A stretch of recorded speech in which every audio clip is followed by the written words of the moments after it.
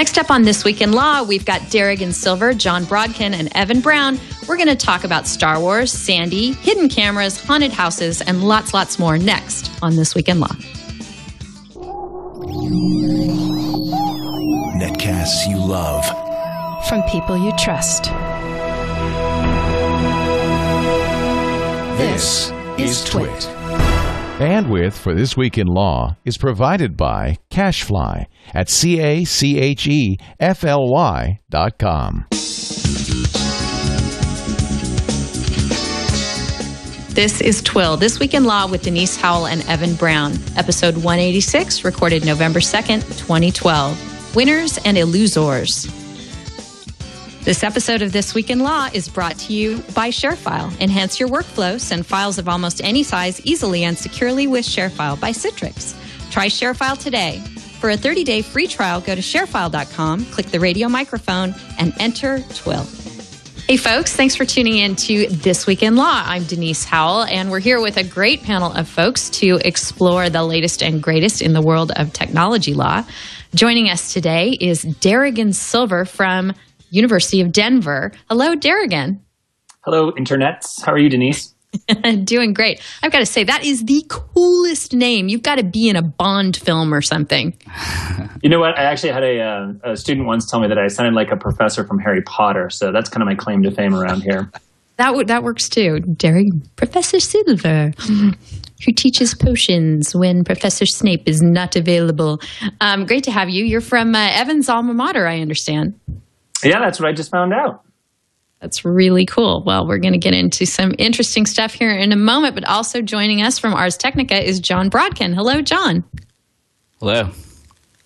Hey, we've been trying to get you on the show for a while, so I'm really glad that we were able to. Evan and I slavishly read your site and your posts. Okay. So it's well, I've interviewed Evan a couple times. Yeah. And sent you a few emails. Mm-hmm. It's great to get the chance to chat with you today. And Evan, welcome back. Hello. Great to see you. Great to see you. Happy Friday. This ought to be a really fun conversation. Professor, I can't, bring myself to call you by your first name since it's, since DU is my alma mater. I didn't go around, calling, my civil procedure professor by her first name. So this is going to be a great conversation. Looking forward to it. And John, I'm glad that we can connect in this context to continue some of the great conversations we've had about all these wonderful issues. So I'm really happy to be here, and it's going to be a fun time. Sounds good. It is indeed. Let's get right into it. The big stuff that happened this week involved either Disney or Hurricane Sandy, and I think we have perhaps a way to have a tech law angle on both of them. Let's start with Disney acquiring Lucasfilm for $4.05 billion. And of course, when I first heard this, I was immediately interested in the intellectual property and how that's all going to be treated. Star Wars, of course, has this vast extended universe of, going back, way back into time, into the beginnings of the Jedi, thousands of years prior in their fictional world, and then taking things generations forward with the descendants of Luke and Leia and Han, and all kinds of side stories in between. And a lot of that has been written not by George Lucas at all, but or anyone really affiliated with Lucasfilms, but by enthusiastic fans who have produced this fiction and had it authorized under the pretty lenient approach that Lucasfilms has always taken towards folks doing this. And first thing I thought when I heard about this was, what's going to happen with the extended universe? And are we going to have more of this, or is it going to come to an end now under the hands of Disney? I wish I knew the answer to that, but I don't. I think it's an interesting issue, however. Evan, what are your thoughts?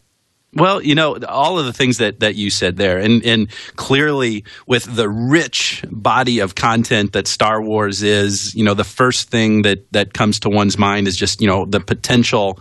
Actually, you could go either way of this. I mean, the first thing that I thought of was the potential for there to be some really awesome stuff with the production that Disney brings to this, with the content and the franchise that's there with Star Wars. Then the other side of it is like, this is ruining the Star Wars brand, all that stuff.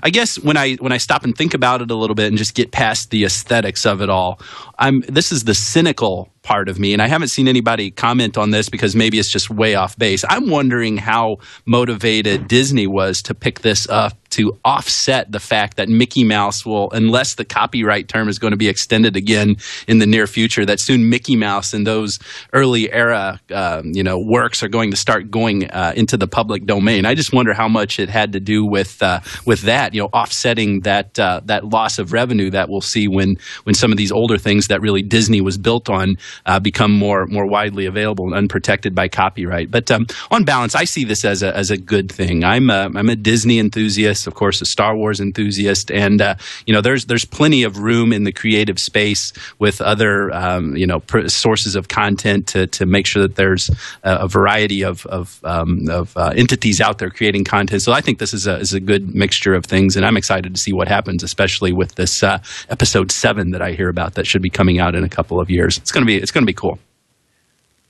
Yeah, I tend to be cautiously optimistic, as Beatmaster in IRC says. However, the profit is strong in this one, and others in there are anxiously awaiting the the Mickey the Hut hats. So there's some wonderful mashups you can make. Yeah, some opportunities for mashups here. John, you've been following this week. Any thoughts on the big acquisition? Well, I think it's only good to get George Lucas away from the Star Wars franchise. I mean, he's just, kind of ruined the movies in so many ways. But I love the movies so much. And it's just kind of funny how Disney kind of owns like all the childhood heroes, Mickey Mouse and now Star Wars. As far as like the fan fiction stuff, I think there's both fan books and movies. I wonder, does Disney think they can make any money off those in some way, or do they just let it go and let people do whatever they want? Well, I hope they do that. Lucasfilm has always been pretty good about that. And it would be, Disney's notoriously not that good about that kind of thing. So I'm wondering if that's going to be a culture clash or no. What do you think, Derigan? I think, whenever I think of Disney, I think of just super copyright litigiousness. And Lucasfilms has been pretty good, but one of the things that Lucasfilms did, going on John's comment, was they did find a way to monetize that. I know for a while there was a mashup video site where they made some of their more advanced computer graphics or special effects available to people to make their own mashup films. But then those films became the property of Lucasfilm Limited. And so that's sort of a question there is not only are they going to sort of encourage this fan fiction, which I think today, the success of Carly Rae Jepsen, anybody who doesn't encourage mashups or encourage people to use their media is just crazy. And so I think Disney will probably latch onto that, but there's going to be some sort of profit margin in there somewhere. Because I definitely think this is about their intellectual property passing into the public domain. I wouldn't doubt that there is a second Copyright Term Extension Act in the works somewhere. But I think Disney is pretty smart in hedging its bets by acquiring both Marvel and now Lucasfilm Limited. I mean, that gives them a huge, huge stable of characters to draw on for future movies. All right. Well, last week, the actual exemptions to the DMCA were released from the Copyright Office. But as they are 70 pages long, and we had no law professors on the show last week, I thought it would be good to shelve that. But now we've had a little time to consider them, and we have Derigan Silver with us. So I wanted to see if you guys have any thoughts and can shed some light, perhaps, on the new exemptions to the DMCA that were recently released. Derigan, what do you think about these? Do they really move the ball forward at all? I was kind of happy to see the documentary film Fair Use one come along. You and all the members of our film faculty were very happy to see that one come along because it's something they struggle with. With the DMCA, what we talk about so much in technology laws, we talk about the takedown provisions and how they affect YouTube or Dropbox and things like that. And I think one aspect of the DMCA that doesn't get looked at enough is the anti-circumvention provisions. When those came out, those always struck me as just amazing, saying, you could not create any sort of technology that got around DRM. I mean, that's a really, really restrictive provision. And so I think anytime we see these sort of come out, it's a good thing. I get a little disappointed that it's so piecemeal. That we're going to relax some things for phones, but we're not going to relax them for tablets, or we're not going to relax them for this, that, or the other. And it really just becomes, copyright law continues to become more and more and more complex, and harder and harder and harder for the average user of media to understand, and to understand what their rights are and what they can do with this sort of new form of literacy that we're creating. Yeah, I think it's really bizarre that the DMCA or the recent ruling said you can jailbreak your iPhone but not your tablet. I mean, I think both have legitimate uses as computers, so it's just really overly restrictive. And then I think it had something to do with not being able to unlock your phone anymore after 2013 without the carrier's permission. It's just like, well, you buy something, but you don't have the right to do with it as you please under the DMCA. Yeah, from a computing standpoint, it's hard to find a real meaningful distinction between the tablet and the phone if what we're talking about here is, allowing outside applications in all of this. So there has to be something more to it. Like it sounds like what you're suggesting, John, something that has to do with forward-looking on the restrictions on uses of phones. But I was really happy to see that this exemption is still in there for circumventing protective measures for fair use. Essentially, what we started this discussion with, because that was something that relatively recent. I think that was in the exemptions that were released 3 years ago. So that's not something that's necessarily new, but it's good to see that it's still in there, because these things are on a 3-year rolling cycle here. Because for years and years, from 1998 until that exemption was first there, and I believe it was just first put in 3 years ago, we had people just crying, throwing up their arms, saying this is ridiculous that somebody could be penalized for trying to make a fair use, something that could truly be in the public interest, but have a new form of liability, this anti-circumvention liability slapped onto them because of this. It flies in the face of the principles that underlie fair use. So it's really good to see this in here, and it does a wonderful job of swinging the pendulum back in a sense of fairness, bringing a certain equilibrium to the anti-circumvention, doing away with a lot of the sting that DRM can inflict on the creative marketplace. So I certainly am happy to see that one in there among all of these exemptions. Yeah, and I have to agree with Evan that the more we can sort of go back, I think sometimes we don't rely on fair use enough, that there are people out there who aren't willing to sort of push it. I find this amazing all the time with academic publishers, that they don't rely on fair use nearly enough, because they want something in the contract that says that they're not going to be sued. And when I think anytime we can sort of focus on that fair use, it's going to expand fair use and be good for everybody. Derigan, why do you think that they made the distinction between telephone handsets on the one hand and tablets, computers, and game consoles on the other, when we're moving toward a world where all of those things do computing? Yeah, I think that John is right. I think it has to do with something that they're looking at, forward-looking about the way that these are going to be used, or what's on the horizon for how we're going to use these things. My sort of default whenever it comes to copyright laws, I look and, where's the money at? What are the people who are creating these devices pushing for, and what do they want to see happen? To me, that makes no sense. My tablet and my phone, except for making phone calls, you use them interchangeably. And so to make that distinction, to me, again, that's back to this idea of being piecemeal and sort of rolling this out one thing at a time. And then game consoles, that's very interesting too, because I think more and more my students are at least streaming, content through game consoles and viewing television in non-traditional ways.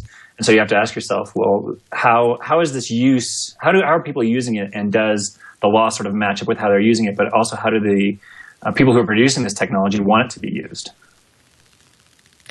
So if I'm a person who wants to capitalize on these new exemptions, and I'm not a user, I'm someone who sees this as a business opportunity, is there any hope for me there? Aren't I still perhaps in a legal gray area, even though the users can utilize these devices in this way despite the DMCA prohibitions?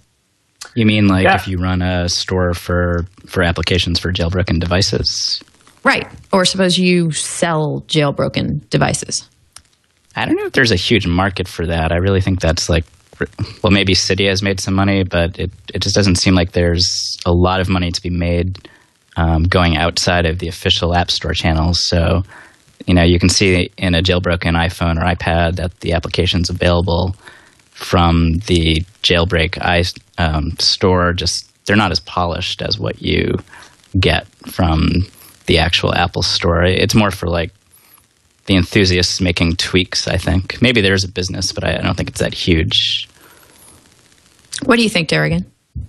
Yeah, I mean, I don't necessarily see this about businesses profiting from this. I mean, I think this is much more about what users are going to be able to do and how users can or not profit from it, but can sort of do what they want with it.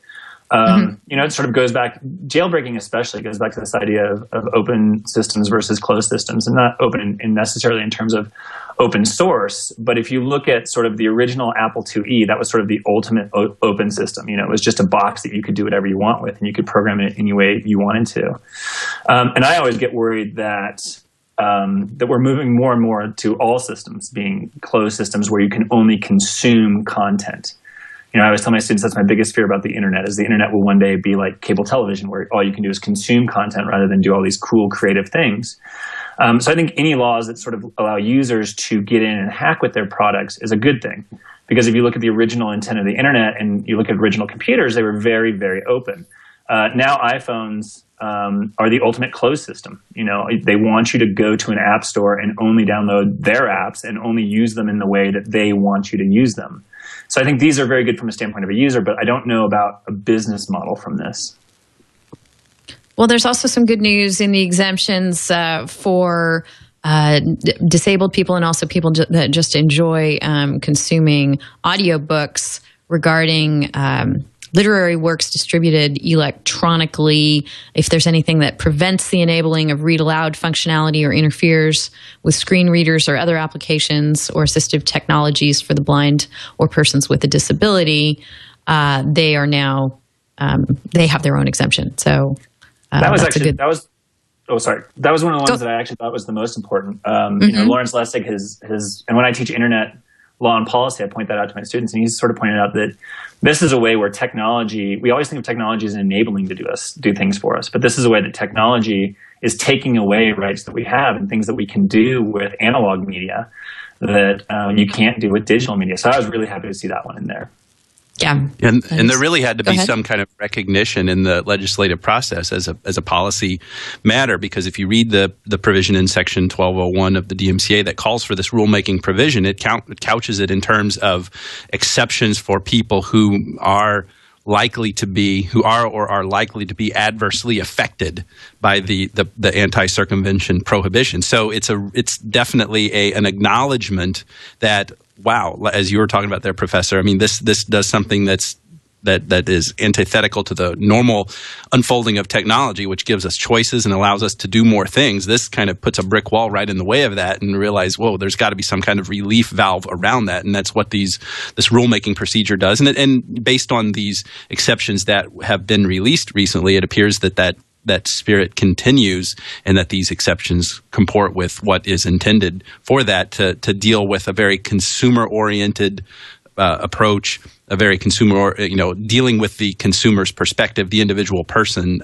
with the disabled, whether it be the ones making fair use or being innovative when it comes to the use of a cell phone, notwithstanding the fact that it's puzzling why that doesn't include tablets as well.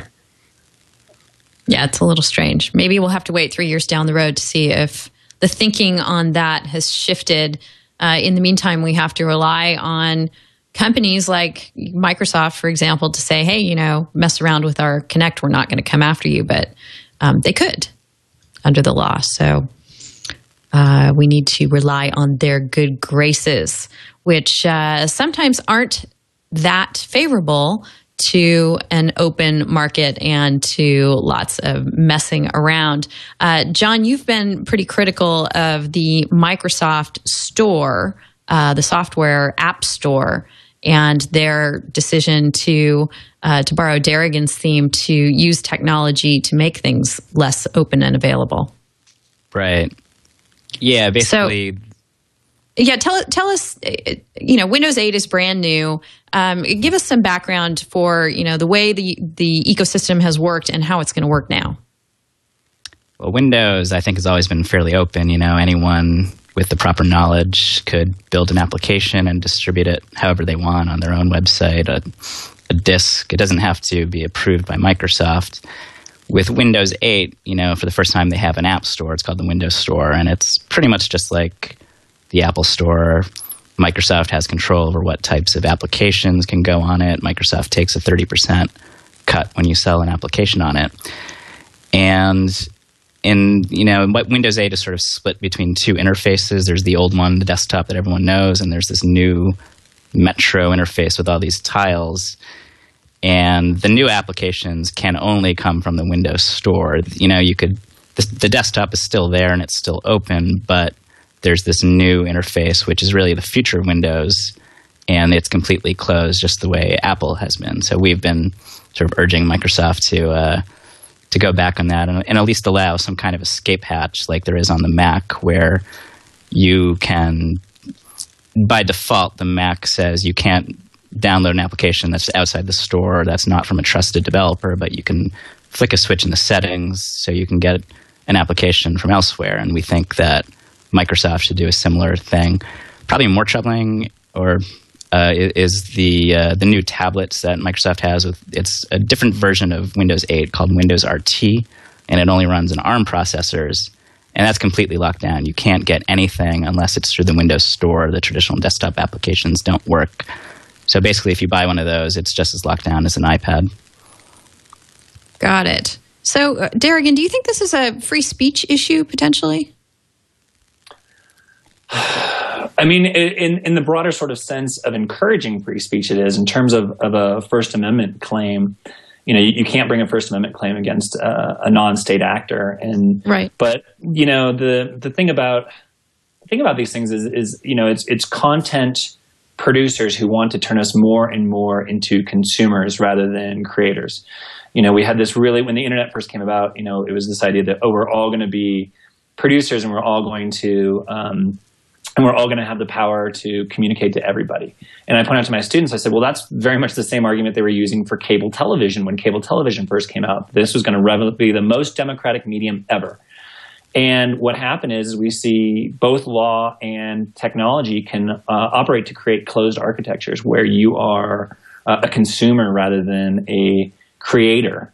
And so I think from a freedom of expression standpoint, anytime you look at something like this or you look at copyright law, my thing with copyright law is I always think copyright law should increase the amount of expression in the marketplace. But that's not typically what it's used for. It's used to control content.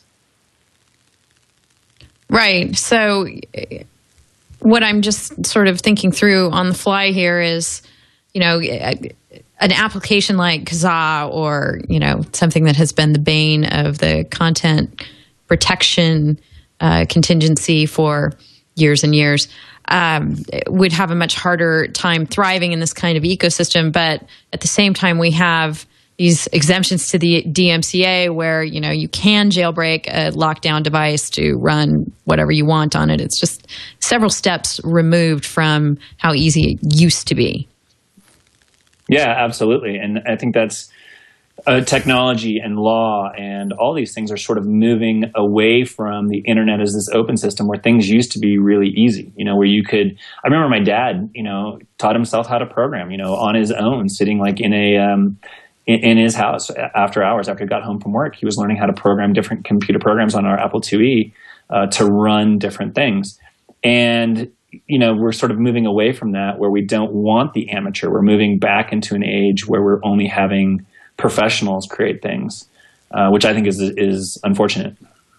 Right. You were pointing out a minute ago that you don't have free speech concerns with a non-government actor, but Scott Michaud is in, I hope I'm saying his name correctly, in IRC, and he wrote an op-ed on this as well, much along the lines of John's.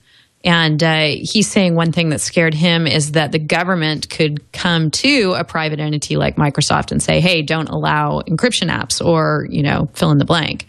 And it's hard for private companies, especially those who have been on the wrong end of huge antitrust prosecutions, to say no to government requests like that.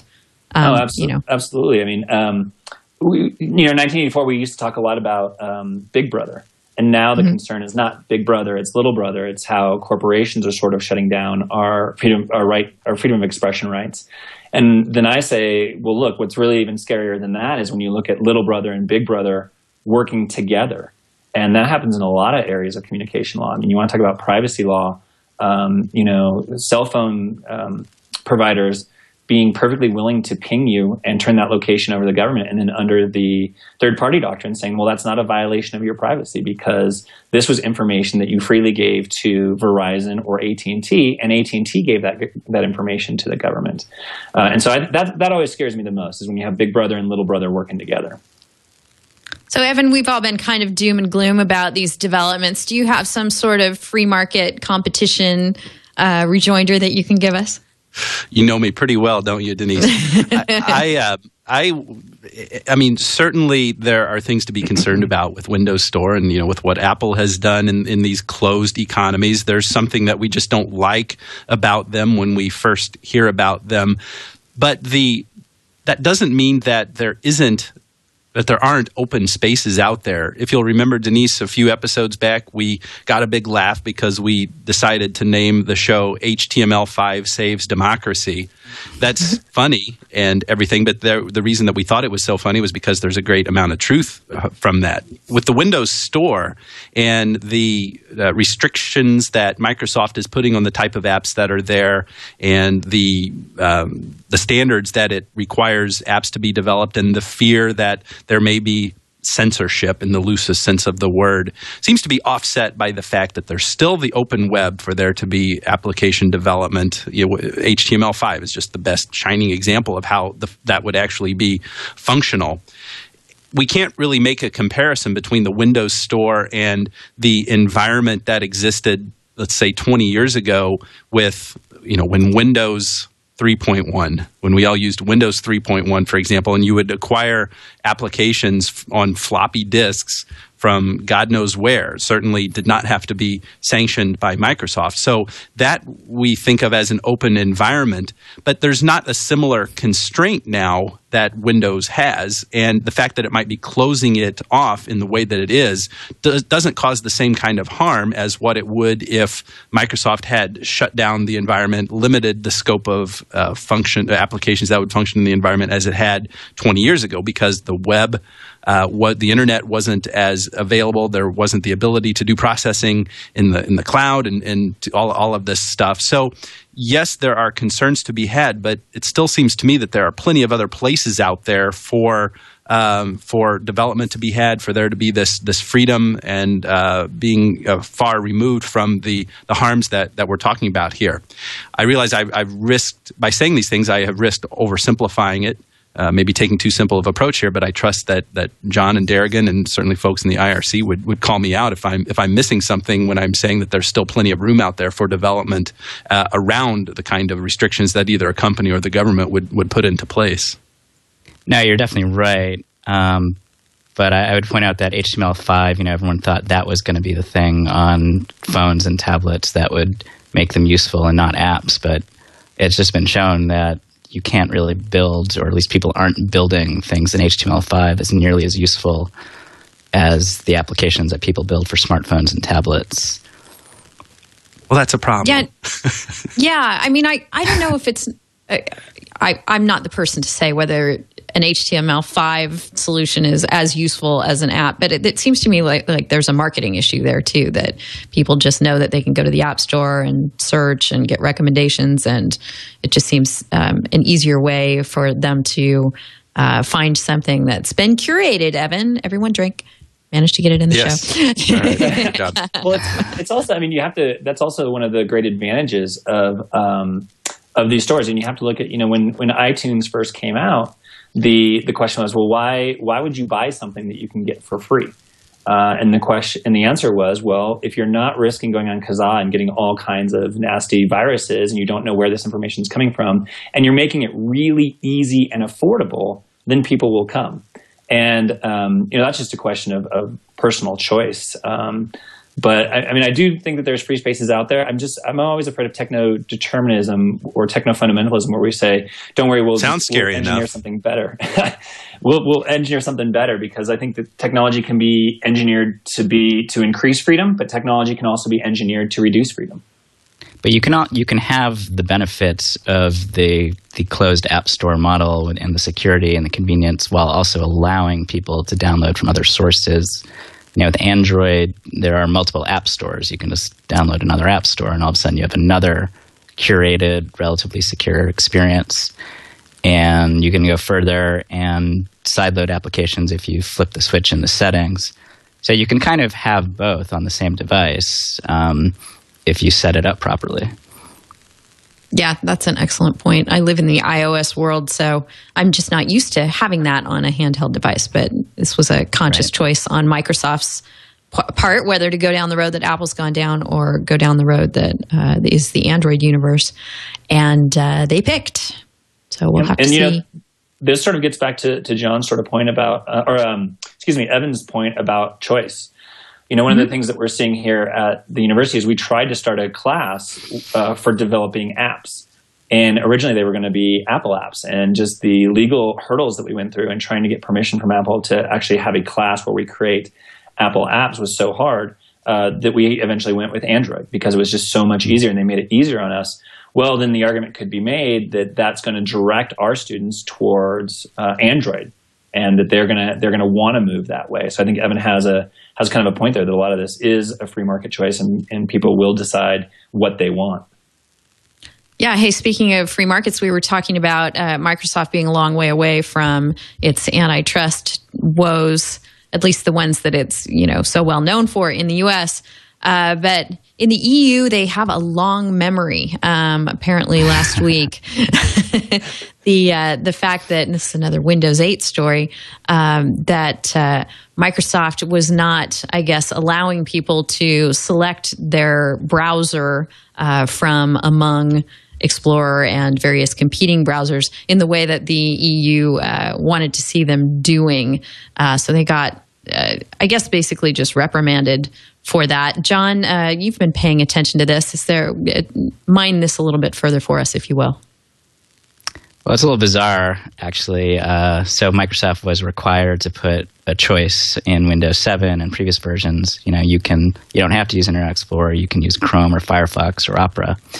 And they apparently forgot to do that, or there was a glitch that it just didn't happen for about 18 months. Whoops. And so they figured it out, and then the EU punished them somehow, and now they're doing it again.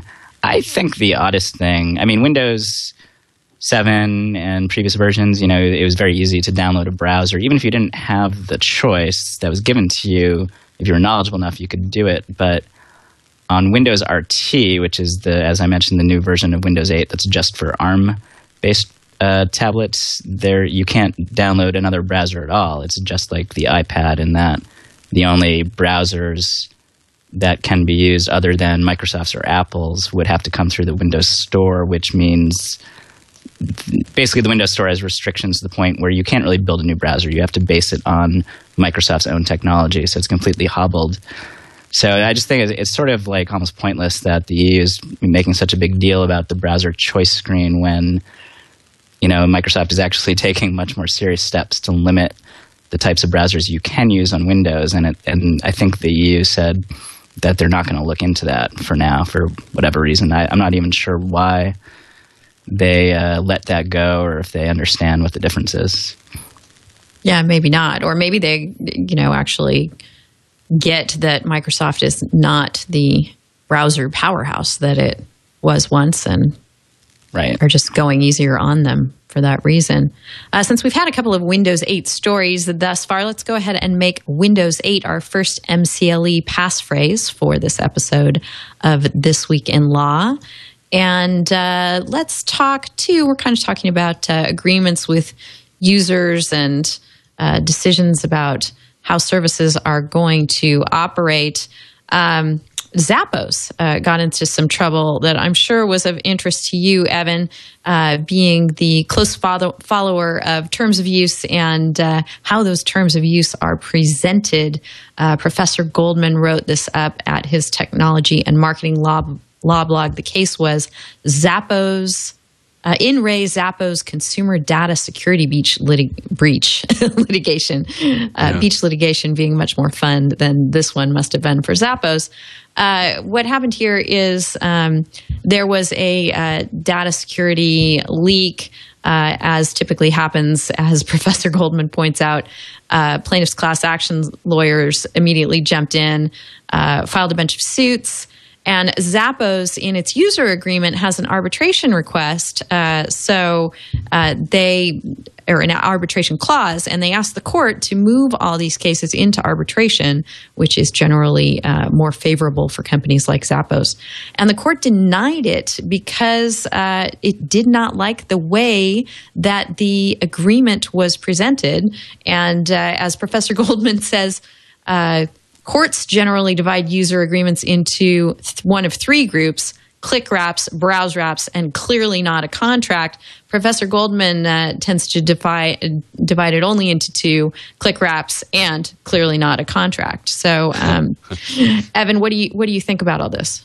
It's interesting. This underscores some important points of draftsmanship that, when we stop and think about it, especially in light of court decisions like this, these principles we are made aware of by studying basic contract law. There are really two issues here. One was that the way that the terms of use, the terms of the user agreement were presented to the end user of Zappos here, the court found that, to use the court's language, it says, we cannot conclude that plaintiffs ever viewed, let alone manifested assent to, the terms of use. This is just a stylistic way that the terms were placed on the website. There was nothing that the user had to affirmatively do.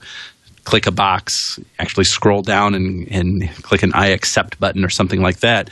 The terms were just there on a link in the lower left-hand corner of the page, obscured or at least inconspicuously present among other links. And that was the big issue here that made it so the court found that the term that the user agreement didn't even act to bind Zappos and its users. And what was of critical importance was the arbitration clause that was in this, saying that Zappos was arguing that all these disputes shouldn't be in court; they should be in arbitration under the terms of this user agreement. So that was the big, very important effect of all of this. The other big important issue in this, and this again is instructive to those of us who draft terms of service user agreements, and certainly those who are parties to those user agreements, is this language that you see very often in these types of user agreements, where it says, we, the provider, can amend these terms of use whenever we want, and you, by continuing to use the service, can hereby or thereby agree to the terms of service as we may choose to amend them. The problem with that, this is nothing new. This was put into very sharp focus back in 2007, a Ninth Circuit case called Douglas, which I don't think the Zappos opinion cited to, but it's a principle that we've talked about here on the show, is that this is just this unilateral attempt on behalf of the provider here to amend the contract without doing anything to get the assent from the user as to those changed terms here, render the provisions of the agreement illusory. And that's a term of art in contract law. I love how there's the similarity in the word there, being a loser. It makes it illusory. It's not really a bargain anymore if one party can just change the terms. It ain't a contract anymore. So that was another important point here of why these provisions weren't enforceable. So two very important issues are presented in this case for those who are drafting user agreements. Make sure that it's structured in a way, and this requires some collaboration with the web development team to make sure it's structured in a way so that the user actually has to manifest assent which is one of the elements of contract formation. And then also going into the language here, you can't just go changing your contracts unilaterally. The law will not permit that. So it's an interesting case of pretty substantial practical import for all of us who use web-based services. Derigan, do you think we're going to see, in light of this case and its reinforcement of these principles that have been around for a while, a huge sea change in the way that terms of service are presented and operate? Most of them seem to be browse wrap as opposed to click wrap. And it's hard for me to think that that's going to all immediately change. Do you think so? I don't think so. I mean, Evan might be the better person to ask about this than me, but I mean, I think this case is really important. I think it affirms some great things and returns some of the rights to sort of users and empowers them, which I think is always an important thing. I'm amazed at the amount, just to get through our daily life now, the amount of user agreements we have to click on a daily basis. And so I think anything that sort of empowers the layperson is great. Do I see this, that everyone going out and suddenly changing the way that they get consent? I don't, but maybe Evan would have a better sense of that than I do. What do you think, Evan? Well, it would still be tricky then from a marketing and customer-client relations thing. If we really wanted to follow the instructions of the Ninth Circuit case like Douglas and this Zappos case, then the foolproof way, to the extent there is anything that's foolproof in the law, and we all know there really isn't any such thing, but the most conservative way of doing that would be to ask the user to take some type of affirmative step to indicate, manifest his or her assent to the terms as they are amended. There is a risk of doing nothing here. It sounds like from this Zappos opinion that if the user entered into the agreement with this provision in it that said we can change these terms however we want, whenever we want to, and just by visiting the site again, you agree to those terms, a court could conceivably find under the teaching of this Zappos case that everything in that agreement is illusory. And which means we all laugh, which means that it really is not. There is no binding promise. There are no binding promises between the parties here. So there is a real risk that all agreements who say this would not be enforceable when it comes down to a court being asked to find that or to hold that all contracts that say this are ineffective would be actually a small nuclear meltdown of e-commerce as we know it. So it's probably unlikely that a court would actually do that. But if we wanted to be really strict and take this principle here, that's a conclusion we could draw. The more reasonable application of what we learn from this is that great care should be exercised in drafting these things and understanding these things going forward and making sure that enterprises who seek to get great benefit, and they all do from user agreements, don't make the mistakes that unfortunately Zappos appears to have made in this situation. Well, maybe Apple is doing everyone a favor and training consumers that, yes, indeed, they must click on something when the company has decided to change the terms. Because Apple seems to do that, every couple of months or so. No doubt.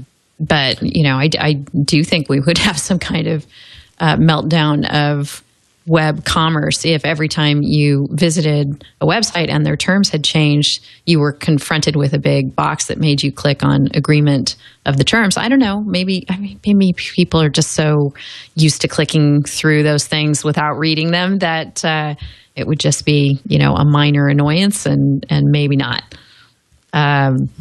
What do you think, John? Any thoughts there? I just hate those user agreements, but beyond that, I don't really have much to say. Well, it's an important case, and Denise, there's a law professor out of Cumberland Law School at Samford University in Birmingham, Alabama, incredibly prolific, Woody Hartzog. And he's a good friend. And Woody has been saying for a while, and he was saying even to me this summer that user agreements are actually the big issue, that this is what's going to shape a lot of our online rights. And he's kind of been preaching this for a while. So I'll send him. I'll sell him out and tell him that he should be a guest on this show. Yeah, definitely. Please do.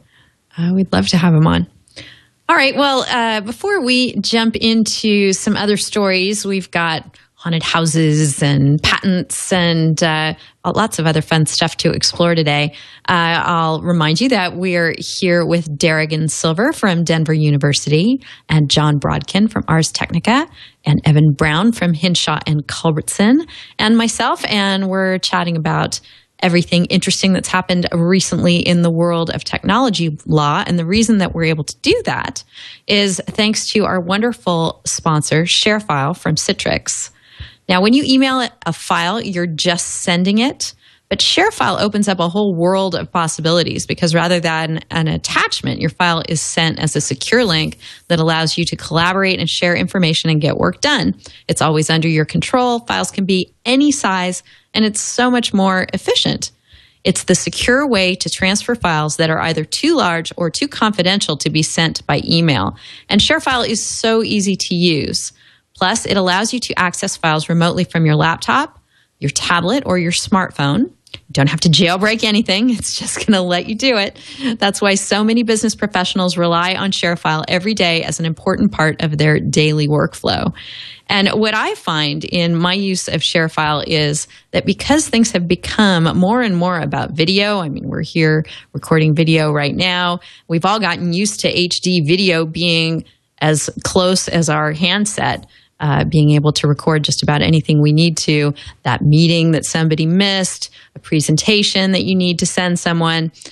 These files become huge, and they're not getting any smaller either. I just went to a conference this last week where we saw a preview of the 4K TV that people are working on, and I guess it's probably about as far away as HD TV and 3D TV were 5 or 6 years ago, but it's definitely coming, and these are huge files. So as video gets bigger, we really need a way to be able to collaborate and share them, and ShareFile just solves that problem. Instead of attaching something to an email and wondering if it's going to get there or not, you send your client, your customer, whoever you're collaborating with, the link, and boom, they've got it. There's no issue. They've got it. It's secure.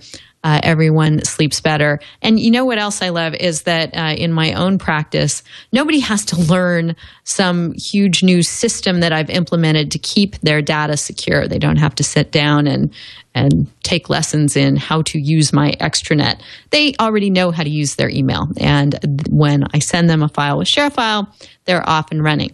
So I hope you'll try ShareFile today. You should sign up with my special offer. You get a full 30-day free trial. To get it, go to sharefile.com, click on the radio microphone, and enter TWiL, TWiL. Remember, visit sharefile.com and type in TWiL. Thank you, ShareFile, for your support of This Week in Law. Let's talk now about some patent stories.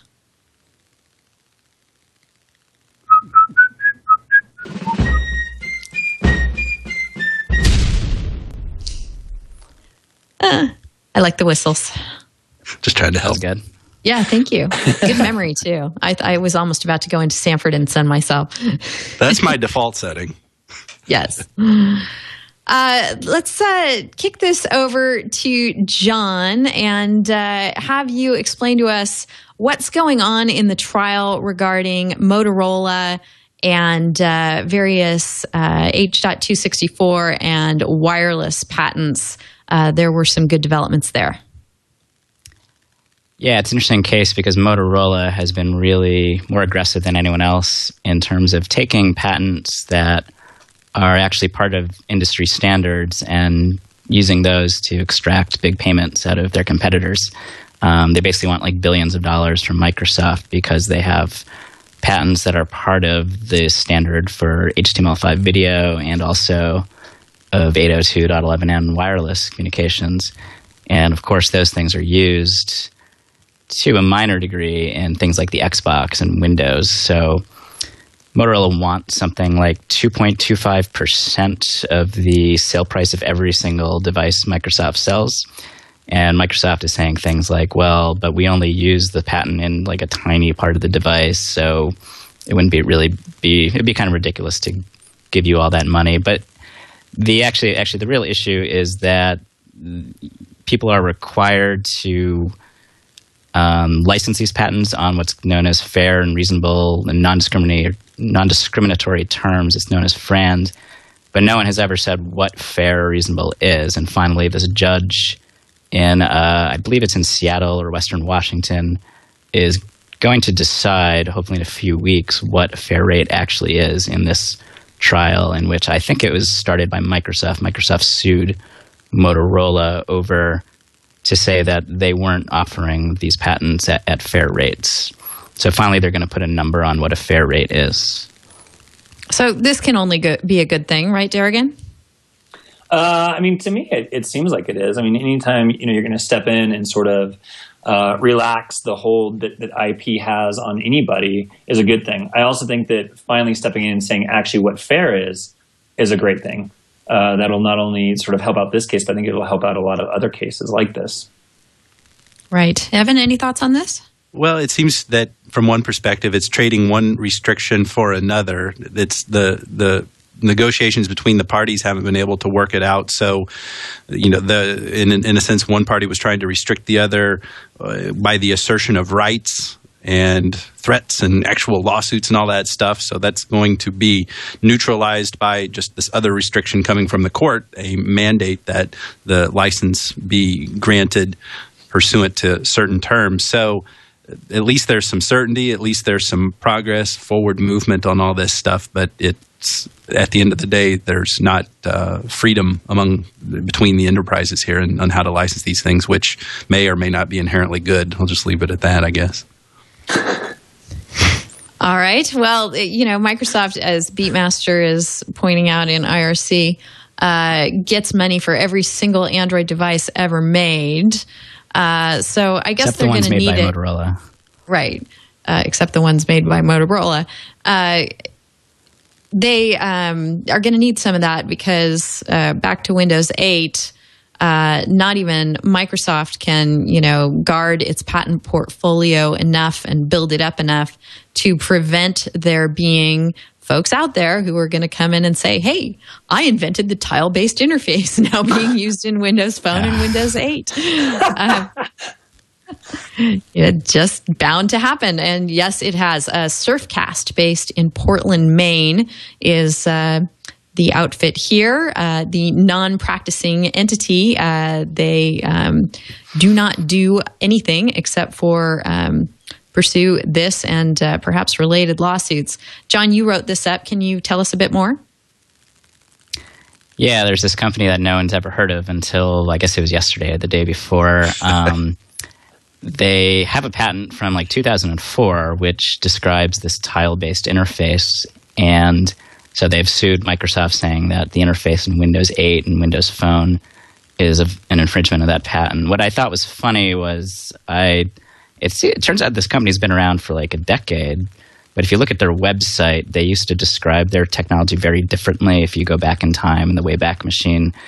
And then sometime in 2011, after Windows Phone was released and after Microsoft started showing off the Metro interface, all of a sudden their description of their technology changed, and it said, we invented this tile-based interface that Microsoft is using. And then they finally launched a lawsuit. It's their first lawsuit, so I called them a troll because they haven't made any products. Some people said, oh, they're not really a troll because some people think this patent is legitimate. It is their first lawsuit. So my suspicion is they, tried to make something out of this technology, but really what are they going to do? Are they going to build a whole new operating system with it? I don't know. And it seems like they don't really have employees other than a few people who are listed as board of directors. It kind of just sounds like a failed enterprise that never went anywhere. So this is maybe their last gasp to file a lawsuit. Right. It seems pretty funny to file a patent in tiles. What kind of tiles are we talking about here? Are these Catalina tiles? Nice. They're tiles that update with new information. Terracotta clay. I don't know exactly how they're going to decide that their tiles are the same kind that are in the Metro interface, but they're certainly giving it a go, and Microsoft, is going to have to respond. Derigan, any thoughts on this? I thought this was a great article. It was one of the favorite things I read this week, both because it uses the term patent troll, and here in Colorado, we've actually had a copyright troll surface its head in the last couple of days. We have a company that apparently does nothing other than sue based off of Marvel Enterprises, and so they sued based off of the Avengers, and I just really enjoyed sort of reading this and then kind of applying it in my head to this copyright case that I've been discussing in class. And then I also thought that the use of the Wayback Machine was just a terrific investigative journalism technique. And I wanted to sort of pass that on to journalism students, that, hey, this is really actually a clever piece of reporting here and kind of watching how things have changed over time. So I just really enjoyed the article. I was sort of a fan when I read this article more than I was a law professor. And I can tell you that this can all be done from your living room, too. Absolutely. And hopefully wearing pants when with it happens. With or without pants. Evan, do you think this is going to go anywhere, or will these guys get bought off early and go away? Well, I suppose that's what they would like to have happen, to be bought off sooner rather than later. Mm-hmm. All that I know about the dispute is what's in John's very good article about this. I haven't looked at the complaint and certainly have not investigated the facts independently of this. This appears to be a shining example of the unfortunate opportunism that presents itself, and as the way patent law is written now and the rights that are there to plaintiffs is a byproduct and something that patent reform, which probably Congress won't get to for several years now, given the recent amendments to the Patent Act. It's one of the things that patent reform should address, this real scourge of litigation brought by non-practicing entities, where the fundamental incentives that intellectual property is supposed to provide are not met, are not fostered, and by extension, the public interest, the public good is not fostered by these types of lawsuits. All it is just litigation that is taking up the resources of the courts and taking up the resources of defendants in situations and for reasons that should not be happening. So it's unfortunate. That doesn't take away the fact that it's pretty entertaining, especially in this situation, over something as like tiles, and something that in our sensibilities in our collective consciousness over the next few years, as we get more familiar with the new Windows operating environment, tiles will become probably as familiar to us as what Windows are, so it'll seem even sillier as time goes on. All right. Well, speaking of silly, and from the don't believe everything you read on the internet department, Evan, you found the first tech law angle I was able to see in Hurricane Sandy in the form of someone called Comfortably Smug tweeting away on Twitter. Why don't you tell us what happened there? Well, it was this guy in, I guess he's in New York. He goes under the Twitter handle Comfortably Smug, and was capitalizing, I guess, or at least taking advantage of the situation in an unfortunate way, of the fear and the negative effects of the turmoil that Hurricane Sandy brought on people on the East Coast, tweeting things that were at best exaggerations of the situation. He put up a tweet on October 29th. What was that? Monday, 5:30 in the afternoon. Breaking: Con Edison has begun shutting down all power in Manhattan. I don't think that was ever true. Just really saying things, exaggerating facts, just kind of in general being a real ass. I think I can say that, right? We still get our clean tag in iTunes. And so what the interesting thing here has happened was that Jack Stuff, I think is how you pronounce his name, on BuzzFeed, did some investigation. I don't know precisely what kind of investigation that he did. It sounds like it could have been using some kind of image search, either Google Images or TinEye. I'm looking way into this. I'm just guessing. But he reports that he was able to take some photos that this user Comfortably Smug had tweeted, wherein he had obscured his identity, at least by a bar across his eyes, trying to be not identifiable in the photos, and was able to identify or find other photos wherein he was identified. what we have here is another situation that bears a lot of the hallmark of the Violent Acres story from a couple of weeks ago, where somebody was being a real troll online here and is unmasked and kind of publicly shamed by all this. Unlike Violent Acres, who was just sort of this run-of-the-mill kind of guy, actually on some hard luck. That Michael Bruch guy. This guy is this is really bad timing for what this guy's up to. He actually the guy turns out to actually be a hedge fund analyst and a campaign manager for a guy running for Congress in one of the districts in New York. So really not great timing for this guy to come out looking bad.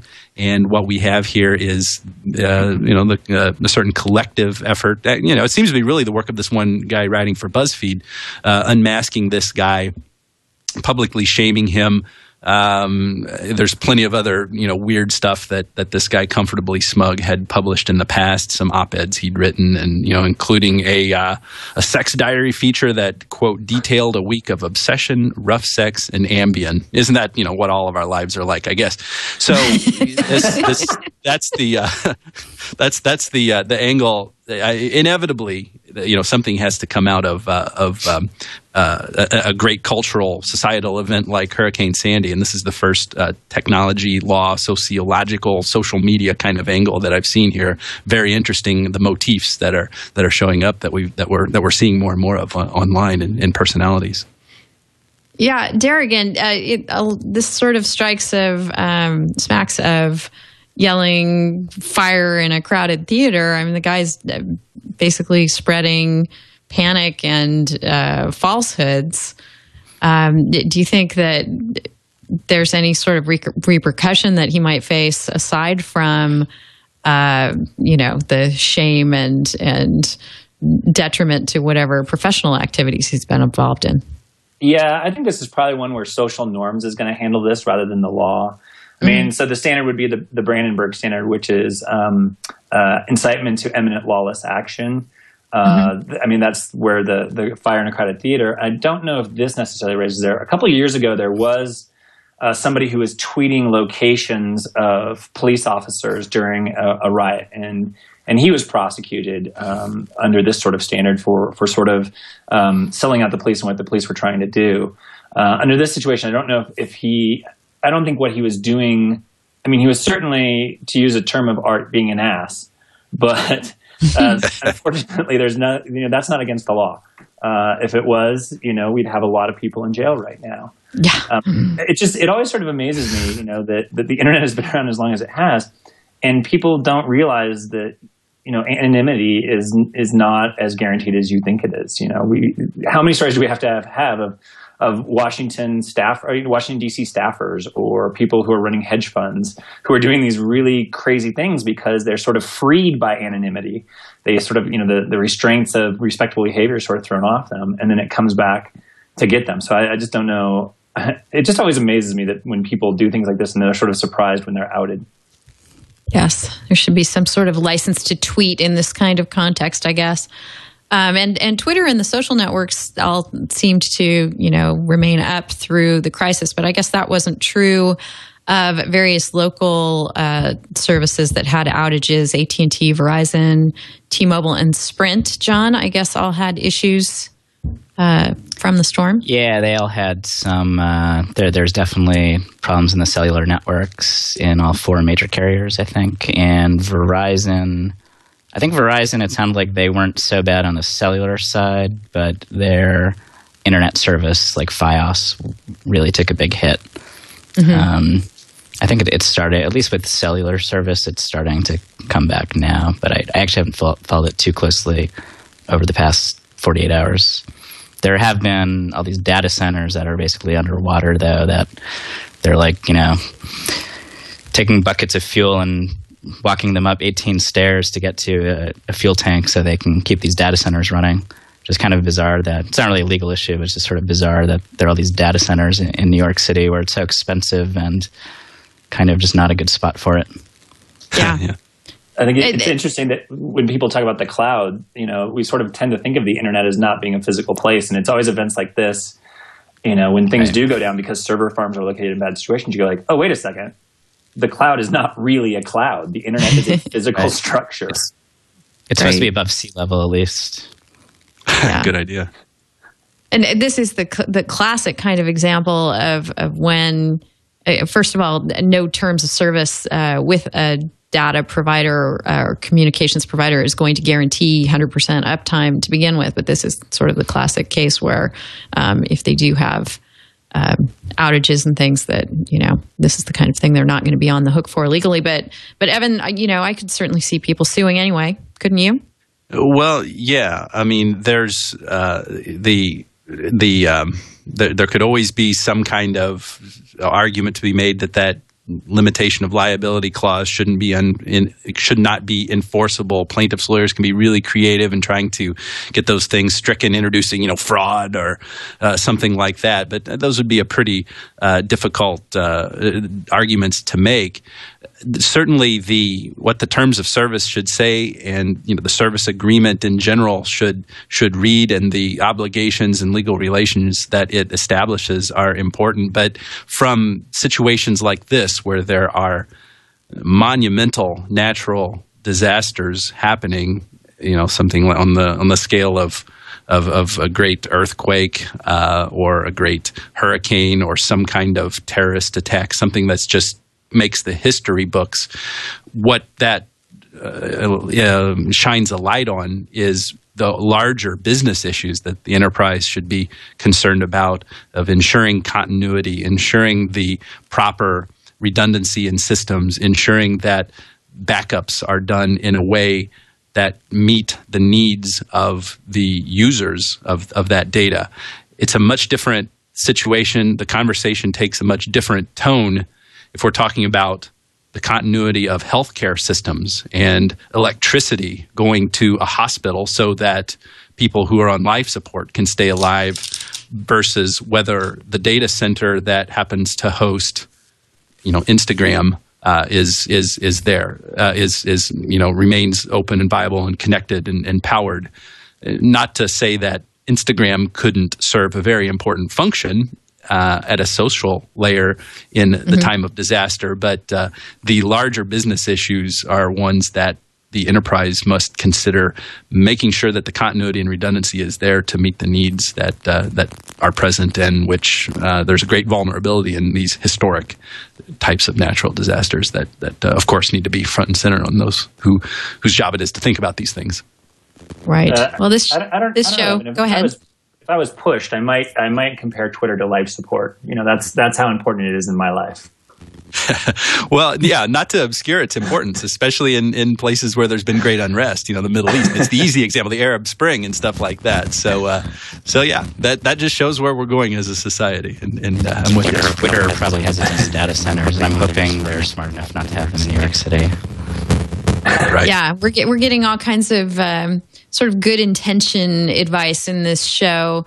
Brush, floss, make your user agreements click through, put your data centers above sea level. But that doesn't mean that all those things are always going to happen. Let's move on and look at a couple of things on the privacy front.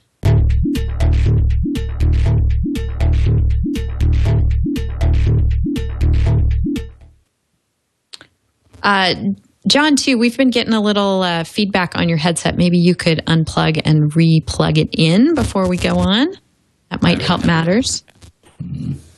Thanks so much. And as long as we're doing housekeeping things, I meant to make Sandy, since we had a couple of Sandy stories, our second MCLE passphrase of the show before we move on.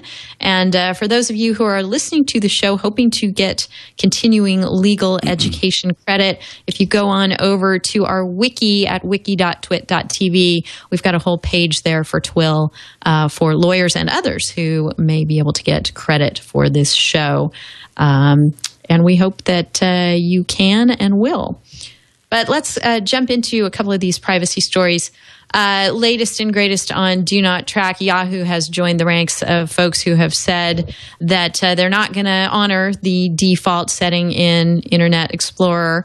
I don't know how earth-shattering that is, since it seems to be, all the cool kids are saying we're not going to honor Do Not Track in Internet Explorer. So Yahoo's just jumping on that bandwagon. Evan, were you surprised by this at all? Not really. I mean, it continues a trend here. It's just, it's funny to see how an incumbent will just approach this like saying, "Well, you guys are crazy. Why would..."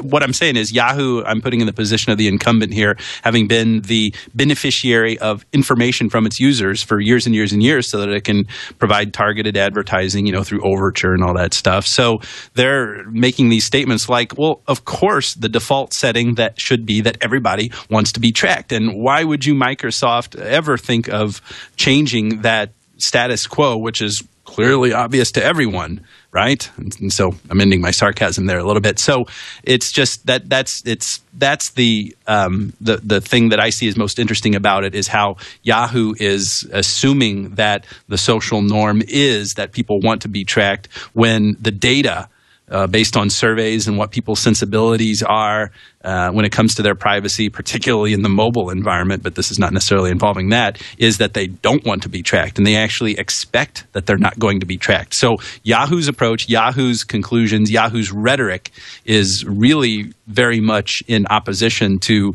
what appears to be the ordinary public sentiment when it comes to do not track. That's interesting to me. Derigan, what do you think of all of this from your position there in the ivory tower? It seems like all of this going back and forth about the setting in Internet Explorer and various people in Washington wringing their hands about users not wanting to be tracked and what should we do about this on a regulatory or legislative front. It's all just a big mess. Do you guys have any solutions to it over there in Denver, do you think? I don't know if I have any solutions. I mean, I think it's very interesting. I think Evan hit the nail on the head. What I found really interesting about Yahoo's response is they were doing a great job of wrapping themselves in personal choice. This is about personal choice. If you have an opt-in that's not represented, people don't have the chance to choose what they want to do, and which I think sort of totally turns the argument on their head. My feeling is if you're gonna use these services, if you're gonna do these things, most people, if you tell them they're being tracked, they sort of say, okay, that's the trade-off. When I watch TV, the trade-off is I have to sit through advertisements. If I'm going to use these services, I get tracked. My option is to not go into Facebook. I mean, what I've been appreciative of is when the FTC has stepped in and ruled that some of this behavior is false and deceptive or is an unfair business or trade practice, because people don't really realize what they're agreeing to. If somebody agrees to something, I have no problem with giving them all the data. There was a great quote I was reading earlier today. It said, "Big data is the new oil," that this is what we have. And I understand that the companies have to make money. Facebook isn't free. It has to make money someplace. My thing is always, are consumers aware? Are you doing enough to inform consumers of exactly how much information you're taking and who you're sharing that information with? All right, John, I haven't seen you write this up yet, but perhaps you will. Do you think that this moves the ball forward at all in the do not track drama? Well, I think the Yahoo thing moves the ball backwards, doesn't it? Which is weird yes. Because it seems like they're incapable of making something that actually sticks. I mean, I think it's the World Wide Web Consortium that is doing Do Not Track, but 10 years ago they had something that was almost identical called the Platform for Privacy Preferences Project. They call it P3P. Mm-hmm. And that was supposed to do exactly what Do Not Track does today, but it never did it. So it's just like, well, now Do Not Track is coming along. It's supposed to be better, but it turns out it's not even really enforceable. So, it's like a standard is different than a law. There's no law to prevent companies from tracking people even when they don't want to be tracked. So it seems kind of hopeless. I don't know. Maybe there's a way out. I hope so. Well, one would be to pass a law. Go ahead, Denise. Right. No, you're right. I mean, one way would be to pass a law, and then we'd be relying on Congress to get that right, and I'm not sure that that's where we want to be either. Right. Thanks for recognizing that, because that's what I was trying to tee up as kind of scary. Right, exactly. But also, I mean, I think a bigger issue here is to realize that a lot of these services that everybody loves and everybody counts on and everybody wants in their daily lives, well, they have to make money. I'm a big believer in the fact that information wants to be free and we should share money. But, these services, Twitter and Facebook, I mean, they don't exist for nothing. But and that just sort of goes back to this FTC regulation is that's what I think really needs to be enforced, is this idea of, are we being transparent about exactly how much we're tracking you? Because I get the feeling that most people are willing to be tracked a little bit. They just don't want to be tracked all the time. And what they really don't want is they don't want Facebook sharing with Google, sharing with your cable company, sharing with your credit card, and then giving that information to your mother. Or your health insurance provider, for God's sake. Exactly. And so that's where I think where the line needs to be drawn. Yeah, you could not have said that more eloquently, Derigan. I totally agree. All right, well, here's an example of what happens when laws try and protect our privacy. Things can get hopelessly confused. We have a new judicial decision, new court case out of Wisconsin, of all places. I did not know it was even possible to grow 1,000 marijuana plants in Wisconsin, but apparently you can, because that's what happened in this case. Someone was having a homegrown or, their own commercial enterprise with over 1,000 plants grown on their property. The DEA suspected this was going on, and without getting a warrant, went in and put in place let's see exactly what they called them, covert digital surveillance cameras to get evidence. Declan McCullough has written up this case over at CNET, and you can check out his article and everything else we've been referencing here today on the show at delicious.com/thisweekinlaw/186.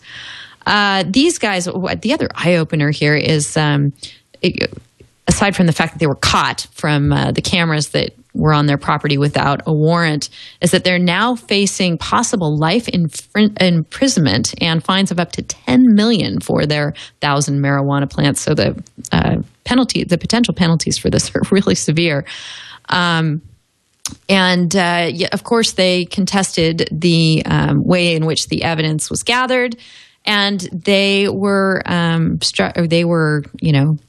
knocked back by the judge in the case, who decided that because this was not filming activity in the curtilage, a word that always comes up when we do our Fourth Amendment related stories here, which is the area right around a home, that this was A-OK.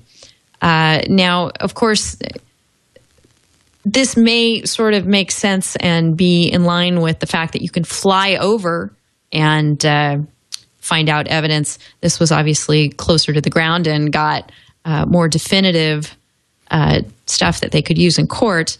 Evan, what do you think about this? Is this dangerous or okay? These are always really tough situations because it's easy to see both sides of them. I think reasonable people can truly see both sides of stories like this. First of all, I've hung out in Madison, Wisconsin, so I know I have reason to believe that it could be pretty easily to have 1,000 marijuana plants in Wisconsin. So, but that's neither here nor there. That's not really the issue. Okay. It's scary and it's dangerous because here I'll take one extreme side of it here. Especially as surveillance technologies can become cheaper, more efficient, more covert. I mean, imagine just as soon as 25, 50 years from now with nanotechnology enabling omnipresent surveillance. You have trillions of tiny little cameras in every cell of the forest. So you can imagine, and it's not too implausible to imagine that technology will enable omnipresent surveillance everywhere you go in nature, whether it's part of the curtilage of your property, whether it's in the national park or whatever. So that in and of itself is a really scary, foreboding threat to our civil liberties. Enough said. That's period. That's just really frightening. At the same time, we want to be able to catch bad guys. If Al-Qaeda were on the loose in the deep forest of Wisconsin, we would want to catch them, right? If they were plotting to blow up the Green Bay Packers or something like that. So we would want to be sure that law enforcement has the tools available to it. So the other end of the argument, other end of the spectrum, is that there cannot be unreasonable obstacles to police surveillance so that we can catch dangerous people to our society and get them away from society and punish them, and keep them from being a harm here. So what makes it so frightening is what I started off my comments here on, where the fact that surveillance is going to get much easier. It's going to be much easier for the government to surveil us because of the opportunities that technology will afford to make it cheaper and easier, more powerful, more efficient. So we've got to establish these contours of what's an acceptable Fourth Amendment or and general privacy interest in all of these. We've got to be very circumspect in establishing what the contours of those civil liberties are, with a mindset toward where technology will take us, and the types of surveillance that we have now, whether that be these types of cameras put on trees somewhere or GPS devices attached to cars, will seem quite archaic in a very short period of time with the accelerating returns in surveillance technology that we're seeing in these things. So frightening either side of the spectrum that you look at it here. Yeah, I mean, what's disturbing here is it seems like this is the classic case where law enforcement should be able to get a warrant, and that we shouldn't be discussing whether the warrantless installation of cameras should have been the right thing, because they should have gotten a warrant. Derigan, is this just another iteration of the Eric Schmidt principle? If you're not doing anything wrong, what are you worried about? I don't think so. I mean, I was hugely disappointed by this case. Mm-hmm. And it's largely because of the GPS case that the Supreme Court heard this summer that Evan just referred to. If you look at that case, there was a great opinion written by Alito, and there was a great opinion written by Kagan that said, look, we have a lot of privacy issues coming our way. We have technology changing things, and we're going to really have to look at this as a court, and we're going to have to sort of explore where you have a reasonable expectation of privacy and where you don't, because things are changing so rapidly. And they wanted to decide the case on those bases. Even though the majority eventually ruled in favor of the Fourth Amendment claim, if you read the opinion, it's this very 17th century definition of privacy, which really hinges on trespass. Was there a trespass that happened? And that's what privacy is really about. Privacy is about space. It's not about information. It's not about, the car or GPS or how long, because there was some suggestion about how long the trackers were on the car. It's really about space. And this opinion doesn't even recognize privacy as space. I mean, there were no trespassing signs that were clearly posted. To me, this was a terrible, terrible decision, and it sort of goes back to this mentality of, if you're not doing anything wrong, what are you afraid of? When I talk to my younger students, and you got to remember that these are people who grew up. They were very, very young when 9/11 happened, and so they've never lived in a world where there wasn't a surveillance state. And they just sort of say, well, that's what we need. We need that to keep us safe. As a parent, it came up here. Recently, unfortunately, we had the terrible tragedy of Jessica Ridgway. And people say, well, gosh, if we had closed-circuit cameras everywhere, we could have solved this much earlier. Now, they have a suspect in custody who has been charged. But, the thing was, well, they would have been safe if we just had cameras everywhere. And as a parent, I can feel that. There was some movement, should we be tracking our children? Should we be putting GPSs in their backpack to track them and know where they are at all times? The civil libertarian in me says, no, we should not be doing that. That maybe those things are okay when the extraordinary happens. I just don't have faith in people that they will only limit these to the extraordinary situations. I think if you have the ability to surveil people and you have the personality that you want to surveil people, and most people in law enforcement have that personality, then we're going to go past those boundaries, and we're not going to treat this technology with the respect that we had. But I think Evan's absolutely right. There was just an article I was reading about Google Glasses. When we start recording everything, what is that going to do? And a lot of states right now, if you look at wiretapping laws, they're two-party consent states. Mm-hmm. And what are we doing when you have to assume that you are being recorded at all possible moments and at all possible times? What does that do to our conception of privacy or of what is a private conversation and what is not a private conversation? Yeah, it is rather overwhelming to consider what's going to come down the road here in a matter of 10 or 20 years. John, any thoughts on this decision before we move on? Yeah, Evan mentioned looking at both sides of the coin, how you might need this kind of technology for national security situations. I thought, aren't there already plenty of exceptions for that, to catch terrorists? It just doesn't seem like someone growing pot in a farm really even comes close to qualifying for this kind of. I know. Again, I come back to, you're the DEA, you want to bust people growing marijuana or otherwise engaged in illicit drug-related activity. You get yourself a warrant. Right. It doesn't seem like too much to, yeah, exactly. All right. Well, from something rather heavy and depressing to something a little more fun. And as we bid a fond farewell to Halloween 2012, we have the Winchester Mystery trademark decision that Rebecca Tishnet wrote up. Did one of you tweet this? I'm not sure where I even stumbled on this story. I think that was me. Yeah, this is kind of fun. There was a movie that was made that was very clearly referencing the Winchester Mystery House. It was called The Haunting of the Winchester House. And it's got, this very big Victorian mansion on the cover of the DVD that, clearly references the Winchester House. And they were sued for trademark infringement.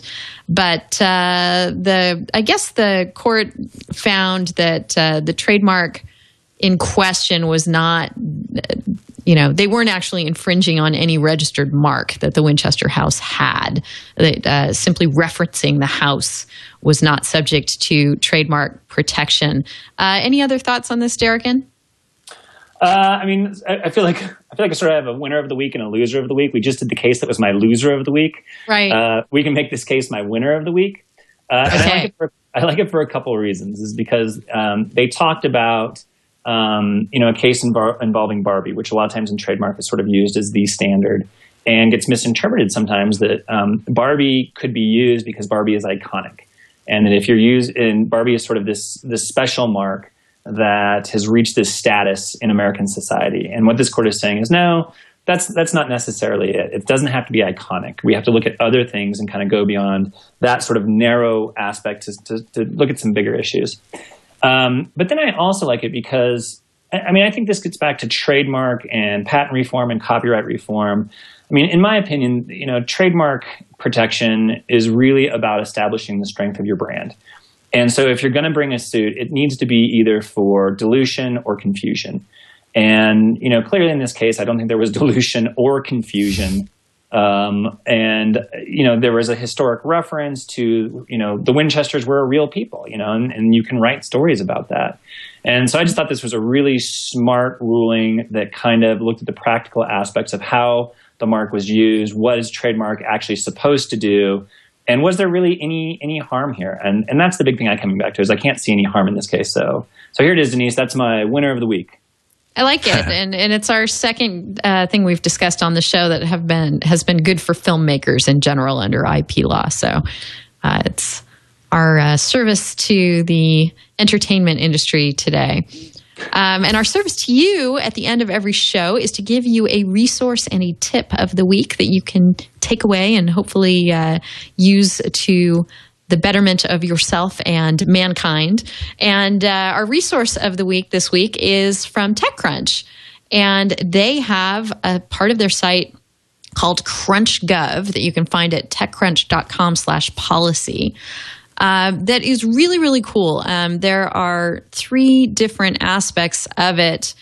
Number one, they have gone through and given every single congressperson a letter grade when it comes to tech policy. They call it the Tech Policy Report Card. So you can go through and you can find your congressperson and see if they get an A through all the way down to F. And it's encouraging actually to go through and see there are not too many A's, but a whole lot of B's, and then we get into the lower tiers. But there are some people. There's a good number of people who are doing pretty well, and it'd be nice to move all the Bs up to As and get rid of some of the Fs and Ds. So to make that happen, go on over and check out your representative's grade on that front. There's also a really cool database of tech legislation, both recent and pending, where you can just learn more about what's coming down the pipe and what recently was on deck, and the near misses that we almost had, or things that did go into effect. And then finally, and this is probably my favorite part of it, something called the Madison Project, which is sort of crowdsourcing of pending legislation. Now, these are bills that are actually being considered by Congress, and what they're doing is posting up the full text of the bill, and on the premise that everyone's an expert in something, they want the public to come in and just hack these things. If you think that if you can read the text of this and understand it, first of all, if you can't understand it, that would be a good reason to want to revise it right there. If you do read it and understand it, and you can see coming down the road something that the Congress people or senators are not anticipating that might be a problem, then you can participate by giving those comments and feedback. And all of this, I think, does actually get submitted to the lawmakers so that they have this feedback in the course of their decision making. So nice stuff over there from TechCrunch at CrunchGov. And then our tip of the week has to do with alleging copyright infringement on the part of a site. In this particular case, it was a site that allowed people to complain and post bad reviews. Evan, you wrote this up involving the ripoff report as plaintiff. And the tip that I'm gleaning from this is that if you're going to sue someone for hosting these kinds of things, going back to the Grokster case in 1995, you'd better be careful about making sure that you allege that they are a bad guy too, not just the users. Can you tell us how that unfolded here? Right. This is a situation where the lawsuit seems to be pretty ill-advised from its outset. I think Professor Goldman characterized it as ill-advised. I certainly pick up on that sentiment. What we have here is two competitor websites, Ripoff Report, the infamous Ripoff Report, suing Complaints Board. Two websites that we as web users love to hate because they really do encourage people to come and say bad things about companies, and so you can either love them or hate them, or a little bit of both, depending on what the context is. So Ripoff Report had sued Complaints Board for secondary trademark infringement, saying that Complaints Board was encouraging and permitting its users to come and write reviews on companies that had first appeared on Ripoff Report. And so the lawsuit, or the copyright portion, got thrown out because they hadn't alleged enough to pin secondary liability on Complaints Board, the platform provider, saying they hadn't done enough to say that they had materially contributed to their users republishing copyrighted material, or that they had the right and the ability to supervise the infringing activity. Both of those things, either one of those things, would defeat contributory infringement or vicarious infringement liability. So, yes, to crystallize it to what you said, Denise, copyright lawsuits can be ill-advised unless you can really put forth enough facts in the complaint to show that the defendant is doing something that's prohibited by law. Come to think of it, that's pretty fundamental. It's a good thing to keep in mind, but it's often lost on you would hope parties that would happen in any lawsuit. Defendant did something bad. It's certainly lost in situations like this where the businesses are so intertwined, and obviously probably a lot of ego going on in here. Competitors in the same space, so it's let cooler heads prevail. All right. Well, with that, we're going to go ahead and get on out of here. Happy All Souls Days, folks. That's when we're recording here on November 2nd. You might be watching us live at live.twit.tv. We record every Friday at 11. If you're not, you can, of course, find the show in all kinds of different ways to suit your schedule and convenience after the fact. You can find our whole archive of shows at twit.tv/TWiL. We're on iTunes. We're on your Roku box. However you like to consume your digital video and audio entertainment. We're going to be there for you. This has been a really fun show with Derigan Silver from Denver University. We really appreciate you coming on. Oh, this was a blast. Thanks so much for having me, Denise. I really appreciate it.